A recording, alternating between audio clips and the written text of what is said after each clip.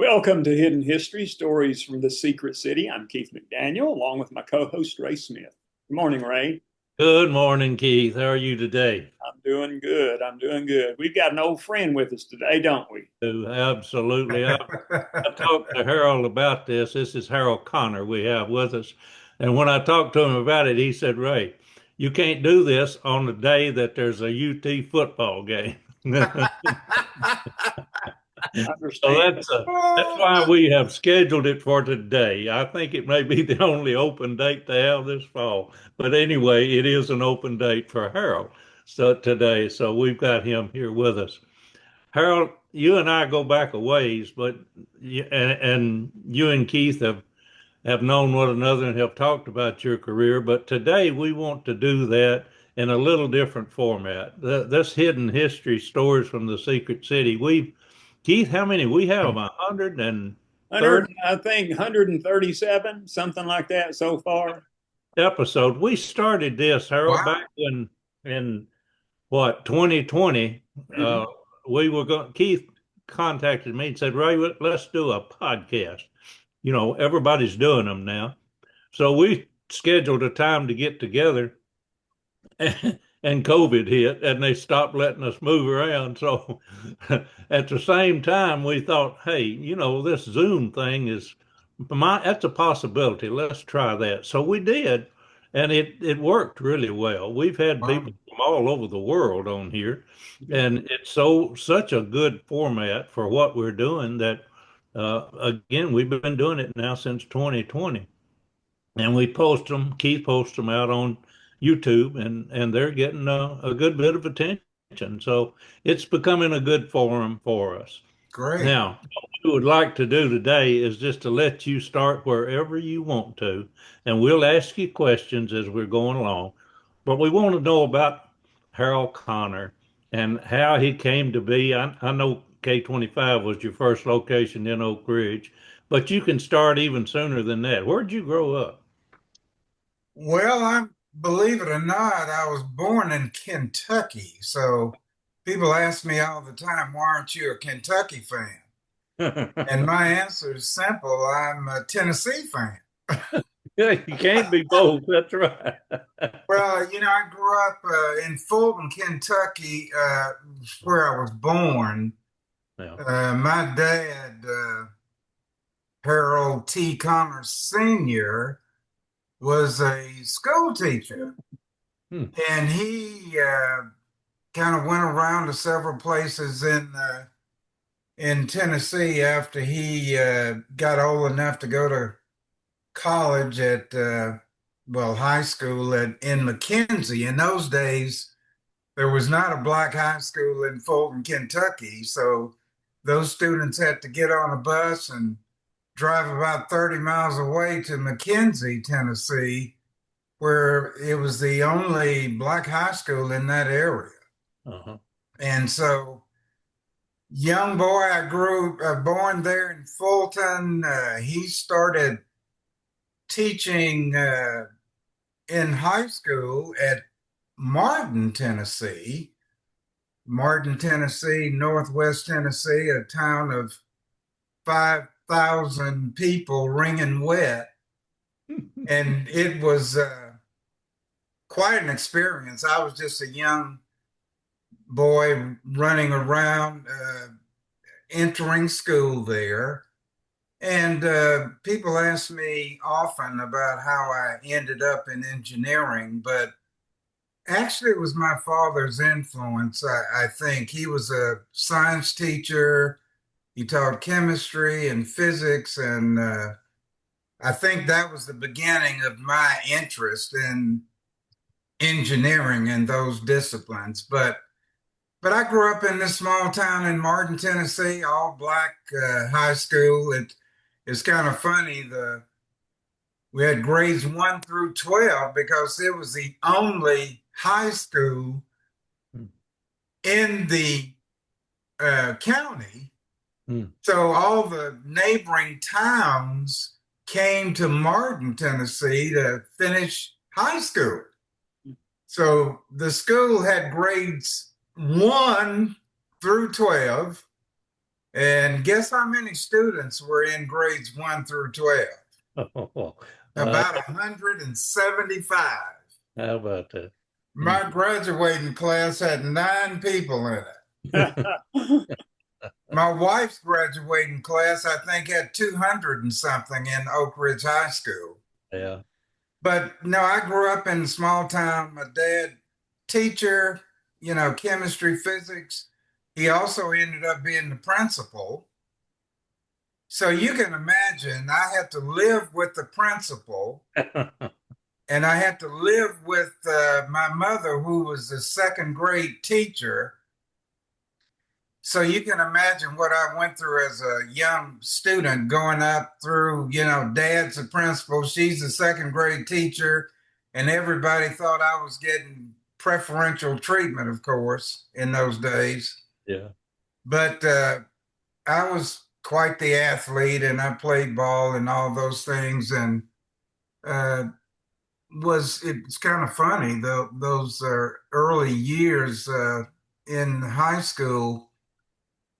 My dad, when I look back over it, I'm sure it was embarrassing to some of the students in his classes, but he would be teaching algebra or math or something, and I was this lowly kid back in the, I don't know, 5th, 6th grade or something like that, and he would call my teacher and ask for me to come up to his class and work the problems that he was teaching to his students. When I look back over that, I'm sure they all already, I'm sure, dislike me for being the preacher and the principal's son. So I had to deal with that when I was in high school. But it was, as I mentioned, all black. When I look back over those years, Keith and Ray, those black teachers and officials gave me a wonderful start. Yeah. And they went to historically black colleges and universities for their training in those early days. We're talking about, in the early 60s. Yeah. And so schools were not integrated in that part of the state. But I got a great foundation. When it came time for me to graduate in 1963 from high school, I decided I wanted to be an engineer and I wanted to go to the University of Tennessee, Martin. Huh. Well, guess what? I was the only one that looked like me that had ever gone into University of Tennessee, Martin, as an engineering wannabe. Mm. Mm. So it's quite interesting that they said, come on in, Harold. It was 1963, so I tipped my hat to University of Tennessee, Martin. I was the only little black boy sitting in class in engineering, and ended up as a co-op student in those early days. And I'll talk more about that when I talk about Oak Ridge. But that's kind of how I got started. And again, all the instructors were white. There were no other engineering students that looked like me. There were 1 or 2 other black students in business administration. But, I had the normal amount of cat calls, I'll call it. It was kind of amazing because I would walk to school sometimes. I mean, I'm talking about, 1.5 miles maybe from my house to the university. Mm-hmm. So I'd walk to school. So you can imagine me walking into this previously all-white university and some of the things that may have happened along the way, but we all survived. They were, the teachers and the administrators were working on my behalf, as well as, preparing me for what I would face for the future. Mm-hmm. It's interesting. I was there. The fall of 1963, and I was in school that semester. And as I mentioned earlier, I became a co-op student. And co-op, for those that are not familiar, is you work at some industrial entity for a semester, and then you go back to the university for a semester. So you flip-flop back and forth with work and school for about 2.5 years. So here I go, mom and dad in tow. Guess where? Oak Ridge, Tennessee. How did you even learn about Oak Ridge? Actually, in high school, as part of one of our civics class or history class, they were talking about the Oak Ridge site and the nuclear energy aspect of Oak Ridge, Tennessee. So I knew about Oak Ridge even in high school. Yeah. So when they brought that up when I think about it, the people that were the administrators of the co-op program, they probably realized that that was probably a good place for me to go because they knew the secret city, Yeah. Oak Ridge, in the mid 1940s. And they knew that history lesson, and they assumed that that would be a good place to go. And obviously, it really was. So, mom and dad in tow, I come into the city. I don't know what I was expecting, but I ended up in Charlotte Hall, I think, up by the tennis courts. Yeah. And I think they call the place Alimony Hall or something like that. That was going to be where I stayed as a co-op student. And mom and dad said, no, this is unacceptable. Let's find out where the black folk live in Oak Ridge. So we went on this hunt for where the black community was. And now, obviously, the world knows it's Scarborough community. And so, I wasn't part of the Scarborough 85, but I think I was there in the early days of Oak Ridge, and that whole movement, because I showed up there in the spring of 1964.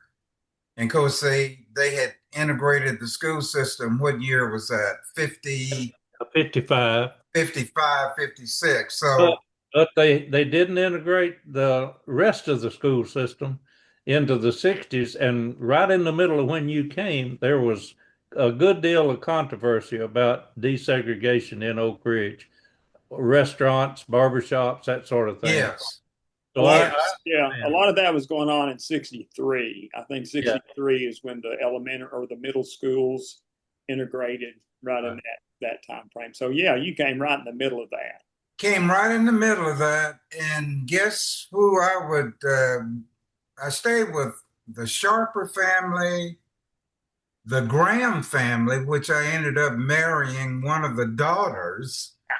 But the Graham family had 3 of the Scarborough 85. Okay.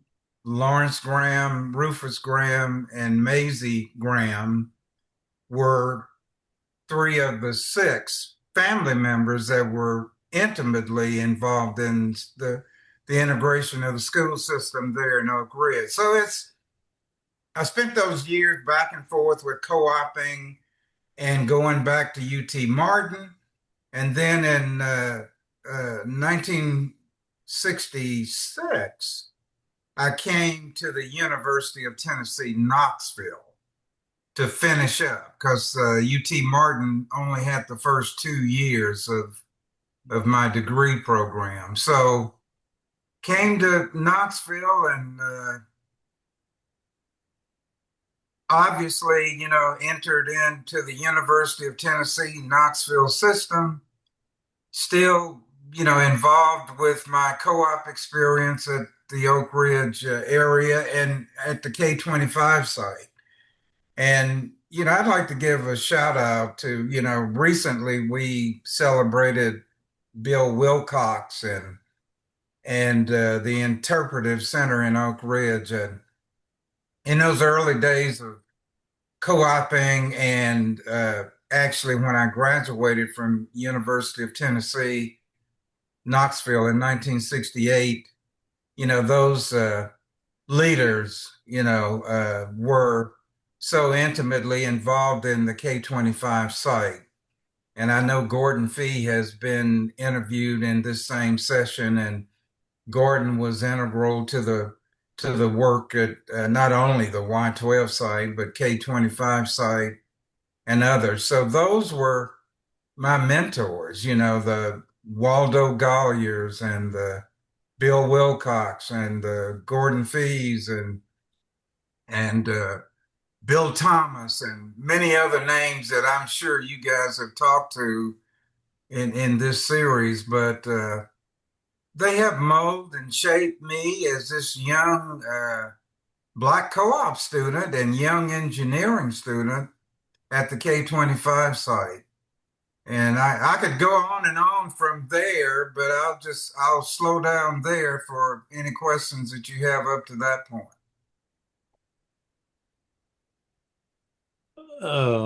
Keith, you have anything you want to get in right now? Well, I just wanted to ask when you came to Oak Ridge and you went to work, well, after you graduated, were there a lot of Black engineers that you worked with or in Oak Ridge at that time? Early on, no is the answer, Keith. We in 1964, when I came as a co-op student, there were other co-ops, but they were from the Northeast, and they were white, and no Black co-op students at the time. But as in 1968, when I graduated from the University of Tennessee, Knoxville, you start getting some more of the other Black students that came in as engineers, mm-hmm. as technicians, as laborers, and things started to change somewhat in those early years. And I know there's a series coming up that Ray Smith and Ruby Miller are putting together on the history of race relations in Oak Ridge, and plan to talk about a lot of those individuals that were the first mm-hmm. to show up in Oak Ridge in professional categories. Yeah, Carolyn Krause has initiated that, and she does have Ruby working with her. And we are so grateful that you have agreed, you and Joyce have agreed to participate in one of those sessions. That will give you a good opportunity to talk about those experiences during that period of time. And what we might focus on here would be your technical experience and your job at K-25. And I know that there were people there that were helping you along, and that's good. Talk a little bit about what you were doing. What was your job when you were there as an engineer? As a co-op student, I remember working with Fred Stanley and John Sheridan and John Pashley and Bob Eby, of all people. Even though he was a lot younger than me, he came in some of those early days of working there. But I started out, we were working on graphite crucibles, of all things, Ray. Okay. Remember the days of using the graphite crucibles, and we were plating them with zirconium and other materials for use in that Y-12 weapons complex, I believe it was called, in those early days. So we were working with electron beams and spraying these substrates on these crucibles. And so we were doing a lot of that technology.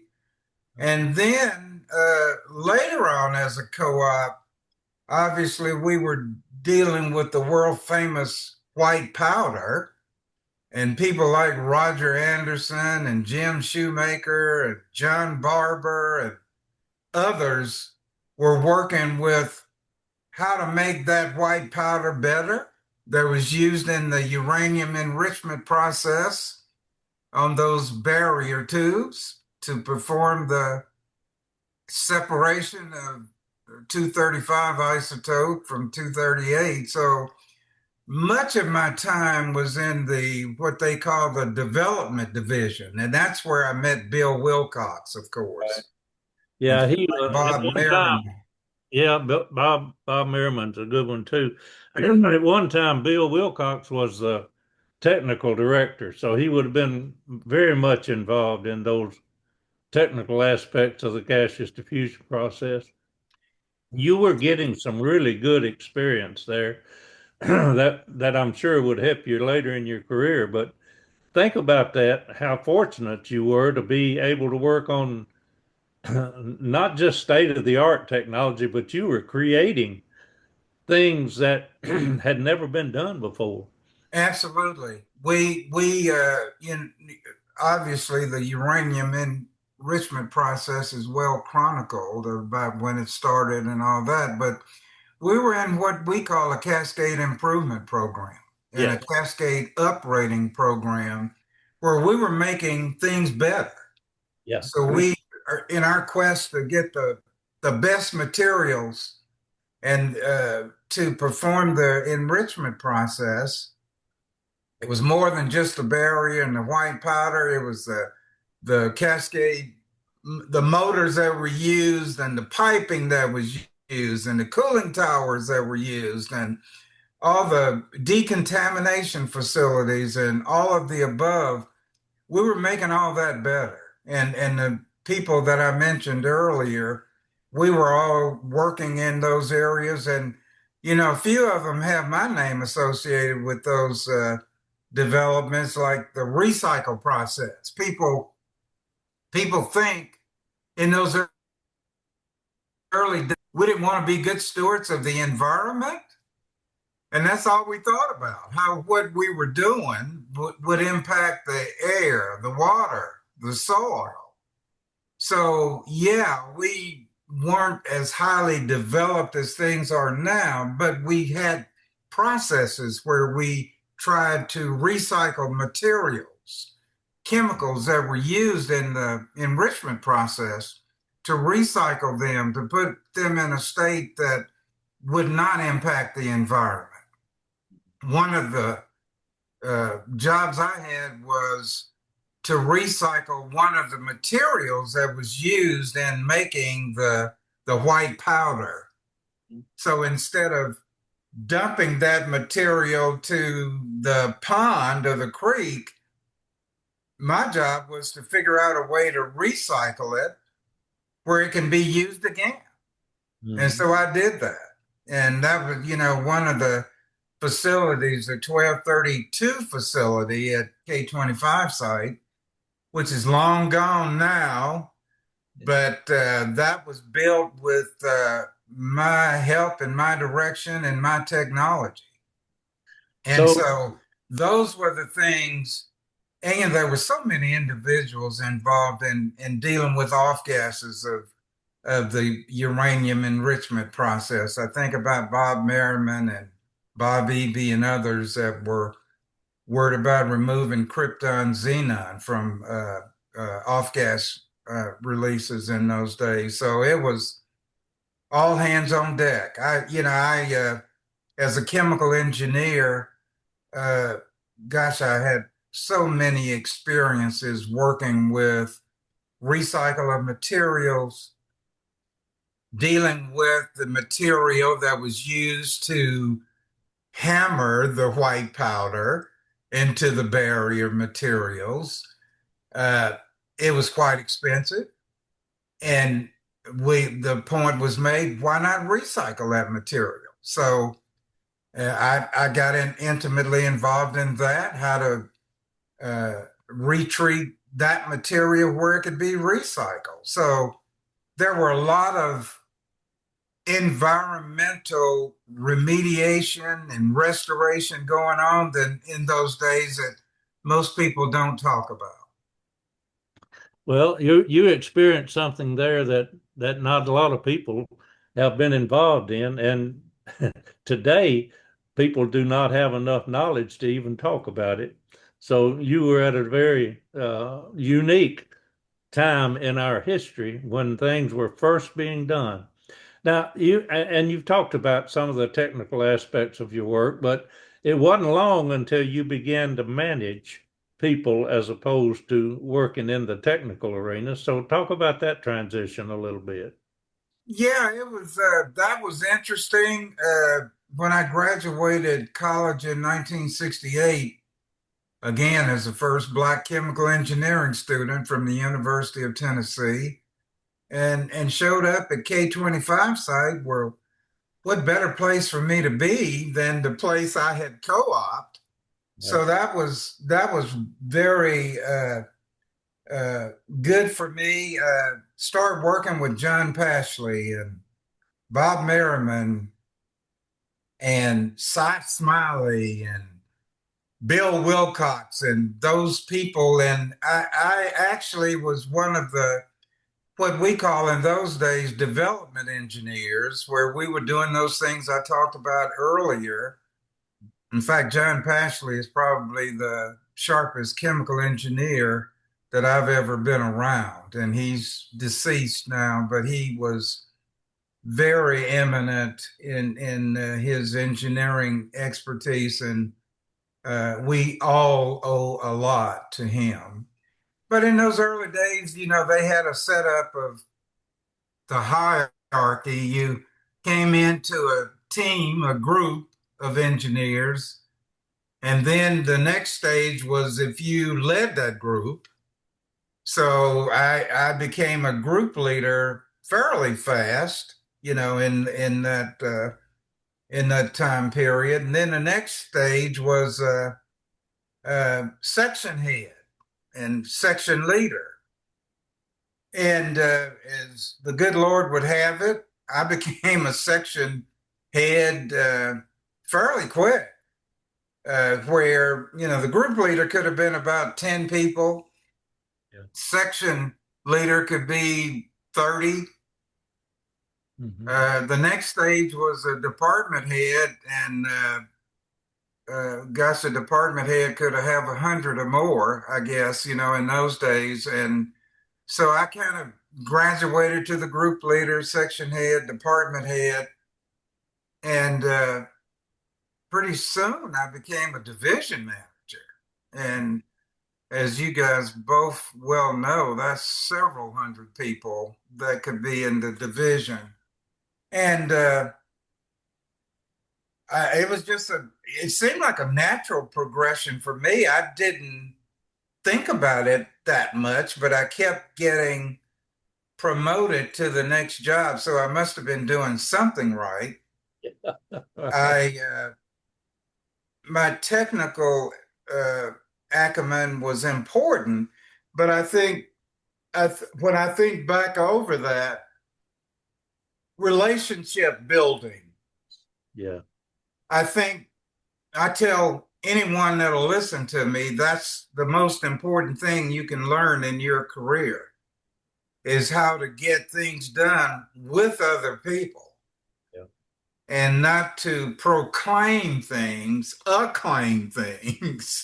with the benefit of the team. And so I just progressed up through those positions, and gosh, I became a division head, and pretty soon, over the years, Bob Evie and I became site manager and deputy site manager. He was a site manager first, and people like Ralph Donnelly, I don't know if you interviewed him, but he was a division head. He moved on to Kentucky, and Bob and I kind of moved up in that slot, and then we moved ultimately to site manager and deputy site manager. So Bob moved on to a different part of his career, and here's this little Harold T. Connor Jr. sitting there as deputy site manager. So I became site manager. And then in that job, I was over everything at the K-25 site, all the maintenance, all the engineering, all the health and safety, all the maintenance, all the major divisions of the K-25 site. And I remember wasn't too long after that, Lou Felton showed up at the K-25 site as the executive VP. And then Lou Felton moved on. And guess who was named the executive VP for all uranium operations at the 5 sites in those days? And that was me. Mm. So I was the executive vice president of all the uranium enrichment enterprise in Paducah, Portsmouth, and K-25 site, and also Y and Y12 and OR&L that were involved in activities related to the diffusion program. So how long had you been? How long had you been there when you went before you became executive VP? I hired in 1968. I think in 1991 when the Tiger team came in. Was that the year 1991? Something like that. I was I was in the role as a division manager, and then 2 or 3 years later, the site manager, Keith. So Yeah. it would have been the 93, 94 time frame, and shortly after that, when Felton moved on, I was in the EVP role. Huh. So And so less than 30 years. yes.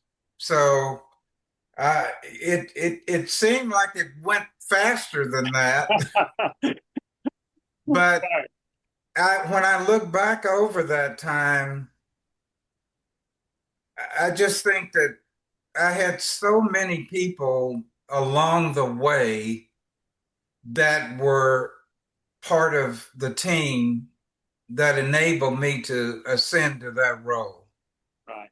I've named many names this morning, and I'm leaving out all the men and women that were laborers and carpenters and mechanics and firemen and decontamination operators and running the Tosca incinerator. I didn't mention that earlier, but that was one of a kind. We were the only one in the world that had an incinerator that would destroy PCBs. I think we're still the only ones in the world. We don't have that facility up anymore, but we were the first of the kind. And when I think about Fidel Perez and people like that Tommy Bowers and others that were involved in those facilities that enabled me to be in charge of those 5 sites when it came to uranium enrichment. Mm-hmm. Mm. That's that's an interesting career that you've had up to that point. We're going to go on and let you talk about some of the rest of it, but I want to tell you, you came here in 1968. I came here in 1970, and right out of the Air Force, Vietnam vet, hired at I-12 as an electrician. And over the years, I did move up through the organization until ultimately I became the associate director for maintenance for all of the site. So I understand what you're talking about. I could talk about the people that were involved in the movement of my career, Mm-hmm. and that relationship building is such an important aspect. Absolutely. In effectively especially in a large organization, and I think that's something that you were capable of doing well in order to succeed through those positions. Now, let's talk a little bit about your after you left Oak Ridge. What got you away from Oak Ridge and into these other positions? That's interesting, Ray. In those early days, of course, we thought we'd never leave K-25, didn't we? Or Y-12 or the lab.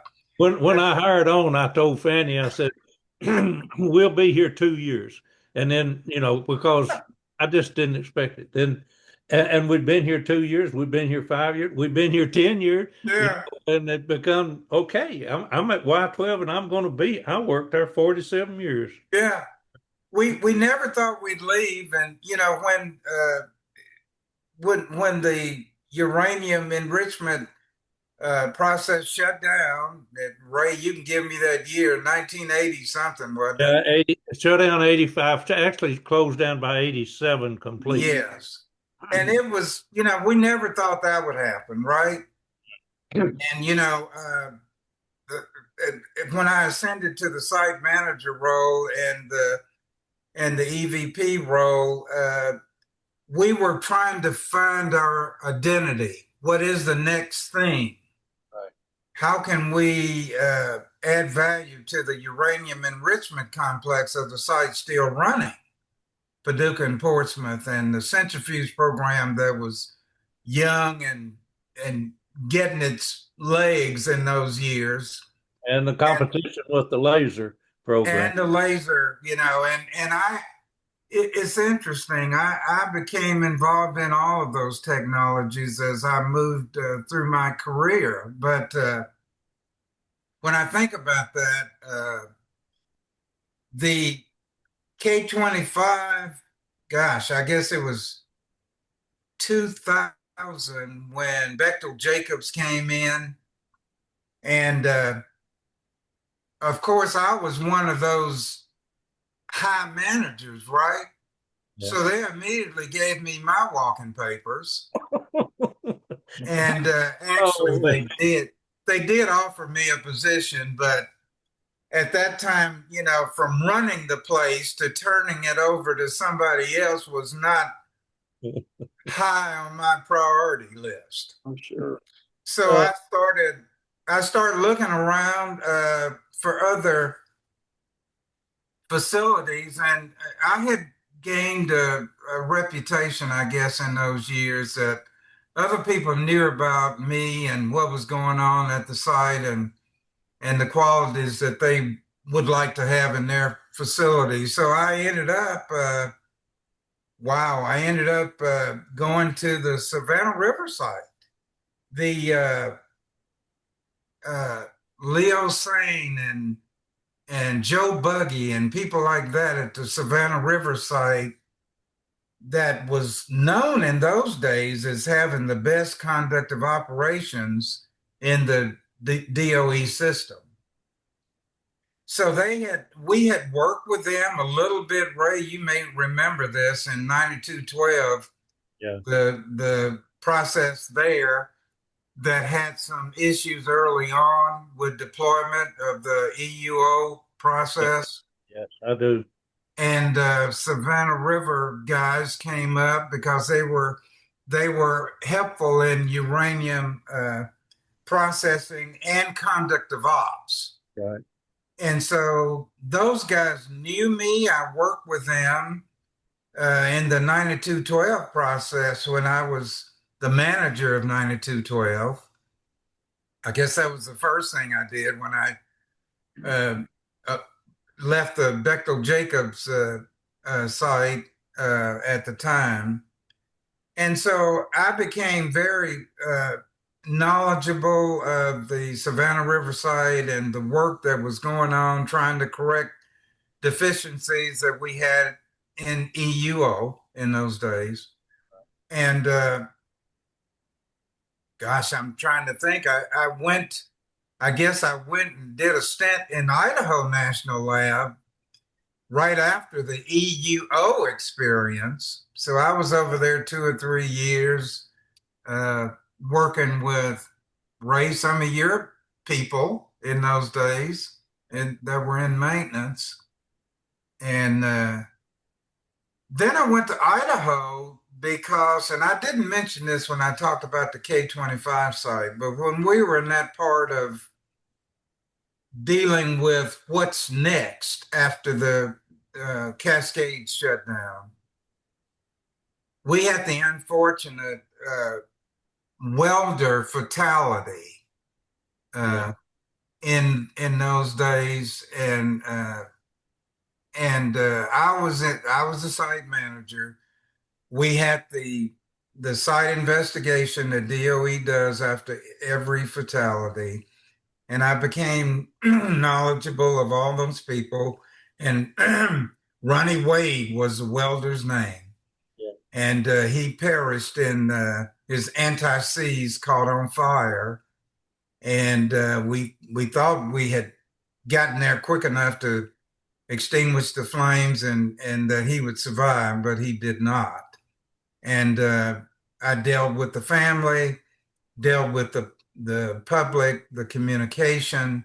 I was the one being interviewed, of course, all the local and national media regarding that accident. And the type A accident investigation ensued, and I was intimately involved with that. So I got to know a lot of the people around the DOE complex who were members of that investigation team that was trying to ensure that that would never happen again, anything like that. He was cutting out a converter out of the Cascade that was going to be sent to Paducah to replace one of their units. And so I got involved with Tiger teams, Type A investigations. So I guess my name was around the complex, and I ended up in Idaho after the EUO experience. And they had had a fatality, Ray and Keith, with the CO2 deluge. You guys may remember that. I do. Yeah. Where the CO2 deluge and some operators got caught inadvertently. A valve had opened and dumped the CO2 into this facility, and they were caught inside. And then the CO2 is like a whiteout, you can't see anything. So there were like 5 operators in the area, and all made it out somehow, some way, with the exception of one. So that was another fatality. And I had just dealt with the Ronnie Wade situation at the K-25 site. So that was one of the reasons that management in Oak Ridge, management in Idaho thought I was the right person to go there and deal with the aftermath of that fatality. So I did. And so I was there for a couple of years working life after that fatality for the Idaho National Lab. So there were many people in Department of Energy and the Idaho National Lab site that had never dealt with anything like that before. And so I was they viewed me almost as a savior to come in and lead them through the path of a Type A investigation and a Tiger team type review and writing the report to ensure that anything like that would never happen again. So I ended up being at the Idaho National Lab, and as the good Lord would have it, I spent the 2 years there, developed a lot of relationships there. And then all of a sudden, those folk at Savannah River that had worked with me at EUO, Ray, over at Y12, they wanted me to come to Savannah River. And I don't know, I was praying a lot about whether or not that was the right move for me at that time. And that was in Y2K, Yeah. December of 2000. I showed up at the Savannah River site and working for a department manager, and actually a similar progression like the K-25 site. I became the department head and chief operations officer fairly quickly at Savannah River. I'm sure a lot of the people that were already there wondering, who is this guy coming in, from Oak Ridge and Idaho and these other things, and now he's in charge. Mhm. But again, relationship building and those talents and expertise that I had. So I was in that job for 7 years, about 7 or 8 years at Savannah River.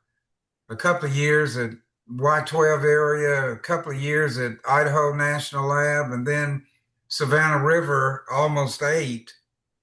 And I also became the EVP at Savannah River, believe it or not, Okay. for about 2 or 3 months. It was kind of like a transition with the guy that left, and I was placed in that position. And so COO and EVP at Savannah River. And then, as the good Lord would have it, my next stop, and I fought it for at least a month, was Lawrence Livermore National Lab. As you know, in this process, you have these bid competitions. And the company I was working with at Savannah River National Lab was bidding on a contract at the Lawrence Livermore National Lab. And, they said, Harold, we want you to go out there to be the associate director for facilities and infrastructure. And I, of course, said, no. That's out west. Yeah, I'm that's west. I'm a Tennessee boy. I'm a Southern boy. I don't want to go out west. So I fought it for weeks until the president of the company gave me a call and said, Harold, we need you to be on this bid team for this Idaho National Lab, the Lawrence Livermore National Lab competition. So I agreed. Yeah, what can you do? Yeah. What can you do? There was no one else to appeal to. So I did. And, the way I view all of that now is it was all part of God's plan for me.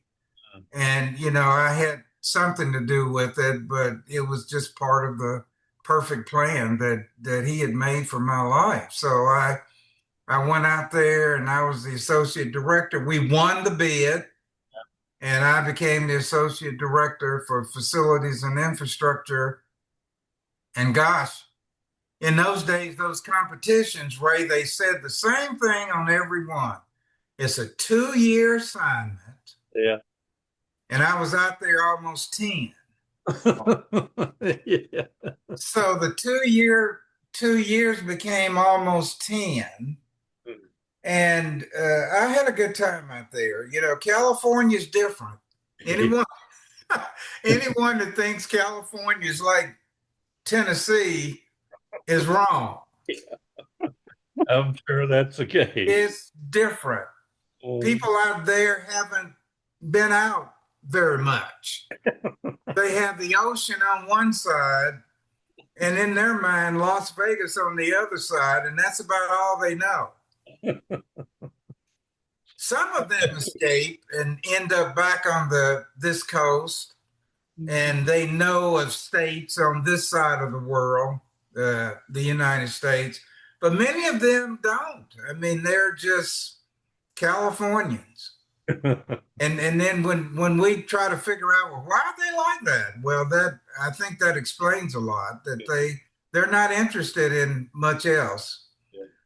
But I had a great time at Lawrence Livermore National Lab. Ended up working a little bit at Los Alamos National Lab as part of the complex of that national lab community. And so I was out there until about 2015, almost 2016. From 2007 is when I went out there, I guess. Yeah. And I was there to almost 2016, and I get a phone call from Ken Reuter, who was working at it wasn't UCOR in those days. I guess it was AECOM in those early days, but it was the Westinghouse contingent that had won the bid at the K-25 site after Bechtel Jacobs. Yeah. You know, Bechtel Jacobs did part of the D&D on a couple of the major facilities.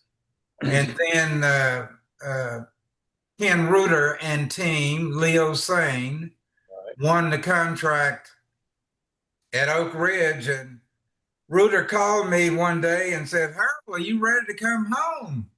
And of course, Reuter was part of the same Westinghouse group that I was working with. And he said, "Are you ready to come home?" And guess what my answer was? Yeah. Yes. How soon do you want me there? Yes, I'll be glad to come home. So I did. And I think I told the story earlier about coming home, and of course my wife and I drove. And of course, when I was out at those different locations, she would come out and spend weeks at a time and that kind of thing. So we never left our home here in Knoxville throughout that whole time period. But she would come there and I'd come home when I could. You know, we tried to make it no more than 4 to 6 weeks that we didn't see each other throughout all those years. So had to come back home. Reuter called me and I said yes. I came back to run his engineering organization and nuclear safety and environmental safety organization here back at the K-25 site. How about that? Coming full circle. Full circle, that's right. Coming back to the place where I had co-opted and spent my 33 of my 65 years, I guess, came back full circle. And that's when I was fearful of being on the same floor with my bride after being gone for almost 20 years in different other locations. Would she tolerate me being there full time? And it was rocky. It was rocky at first. Oh, well, it was a big dealing with pest control and roofing contractors and lawn maintenance, and she's been doing all that, yeah. She was the chief operating officer, the CEO, the maintenance director, the lawn and pest control manager. She did all that for all those years, 20 years, and then that's like Nate, and I want to be in charge. That's like Nate Bargatze. He's the comedian Nate Bargatze. He says, "Yeah, my wife's the man of our house." He said, I came home. He said, I had to find out we got a new roof from our neighbor. So, Keith, it was so funny. I would call somebody in, or she would call somebody in, and they would come to the house and they'd see me in the house standing there, and they'd look at her and say, "Well, who's that?" I'm sure they had no idea who I was. Mm-hmm. They've been dealing with her all those years, and then who's this man that shows up now and again? So came back to Oak Ridge, came back to the same site I had started at as a co-op in 1964. This time to put it on the ground, to safely deactivate, decommission, demolish those same facilities that I had helped build back in the 60s through the 80s and 90s. And sites that I had run, of course, I had knowledge of what we had done, in their due diligence process of, a lot of people think you just go up there with a bulldozer and a crane and take those buildings down. That's the easy part. Mm. The hard part is dealing with the periodic table of elements that you have to disposition safely. And so I came back to where it all started. And how about that? What a tremendous career you've had. It is amazing. Yes, sir. And now, I finally, of course, my wife would not agree with this statement, but I did retire in 2019 from there. So I was there almost 5 years. Yeah. And gosh, all that time I was, dealing with the University of Tennessee and American Institute of Chemical Engineers and being on alumni boards and Oak Ridge Site Specific Advisory Board, and Ray and Campbell and others got me, with the museum board. And so I'm intimately involved in all those things now. So I say I'm semi-retired, but she says no. Like Ray says he's busier now than when he was working. That's right. I know. Ray. Yeah. It's amazing. It's amazing how that happens, that, you tell yourself you're doing what you want to do, but if you haven't learned to say no, you end up doing what they want you to do. You got it. Yeah. Exactly right.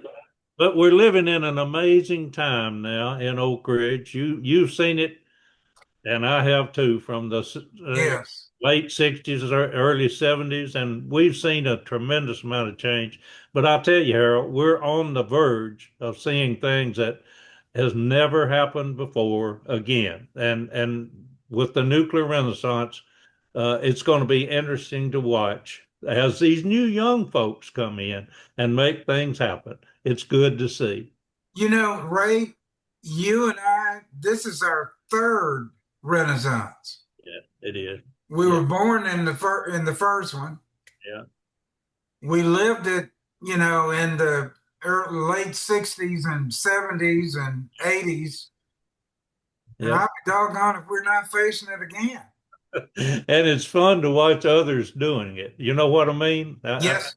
I enjoyed what we did in the middle of our career, but now it is so refreshing to see these new faces with high energy come in and have ideas and produce. And I mean, they're turning ground now. It's actually beginning to happen. Yeah. So exciting time for Oak Ridge. It is so encouraging. And, I've always said, and I'm sure Keith, you and Ray have said, that Oak Ridge is the place to be. Yeah. It is always something. God has favor on the Oak Ridge, Tennessee, and the industry that it possesses. And it's happening again. Yeah, people from all over the world are wanting to be here to be a part of this renaissance, the nuclear renaissance. And it's amazing. Fusion energy. I worked on that when I was at Livermore Lab. Right. And now they're bringing that here. At the Bull Run steam plant. Yeah. Amazing. And small modular reactors. How many decades have we been talking about that? Yeah. And now it's a reality here. And it's just amazing. Yeah. I had an opportunity to speak to a group of community college presidents a few weeks ago, and one of them was from Wyoming. And I was talking about what we were talking here, and, small modular reactors being built here. And he said, asked me a question, why don't you all come out to Wyoming and build them? We got a lot of open space out there. It's a good place to build it. And I said, well, let me ask you a question. What city in Wyoming would not want a Target department store, would not want a racetrack, but would gladly have a nuclear reactor. He said, "No, not any of them." So I said, there you are. That's why Oak Ridge is ready and available. We welcome nuclear reactors. Right. We always have, and Oh, yeah.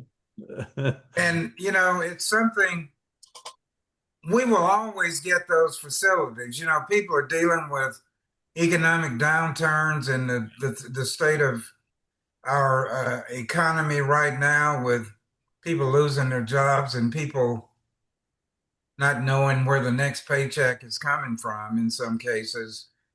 But that's just never been a problem in No, the Oak always. Ridge area. At Oak Ridge, there's always something coming. Now we've had projects that didn't make it, Clinch River Breeder Reactor, but now Right. look at that site.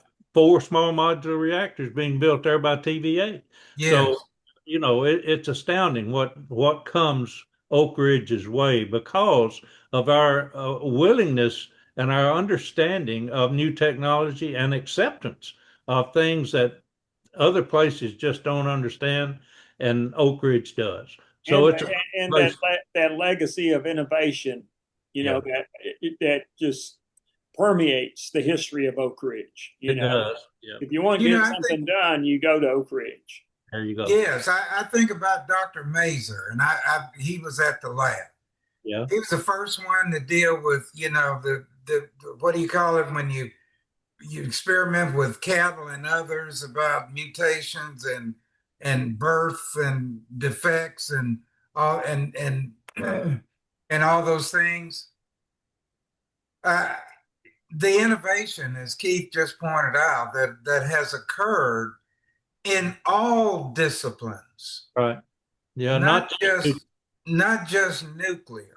Yeah, you're right. And so, and one thing that a lot of people don't know is, when I was at Lawrence Livermore National Lab, one of the people I worked with and worked with me was had a daughter that had recently gotten married, and they were having trouble conceiving and bringing a child into the world. And guess where they came to get treated? And they now have 2 or 3 children. Wow. They came to Knoxville, Tennessee. How about that? So you're talking about innovation, not only in nuclear, but in other areas as well. Yeah, East Tennessee is an amazing place right now. Really And is. one of the things that I didn't mention along the way is educational opportunities. Like I was able to go from this lowly engineer to a bachelor's degree and a master's degree and ultimately my PhD degree. And that was all because of the Oak Ridge area and my connection and giving educational opportunities to achieve multiple degrees and to use that, and they encourage that. And I remember Finis Patton, in the engineering organization at K25. I guess he was over all of engineering. And if you didn't have your professional engineering license, you were. I mean, he was in your office asking you why. Yeah, yeah. And so those things were encouraged in Oak Ridge as well. I tell the story about my mother. My mother worked out at the lab at ORNL, and she always wanted to go to college. She never had an opportunity. And because she worked at the lab and because they encouraged people to pursue education, my mother got her bachelor's degree at the age of 62. Yes. Oh my, yes. And wonderful. It was just not because she needed it, but that was something that she wanted to accomplish in her life. Yes. She wouldn't have been able to do it had she not been working at the lab. Absolutely. So, and Keith, I've gone many places in these United States of America and a few places outside the USA.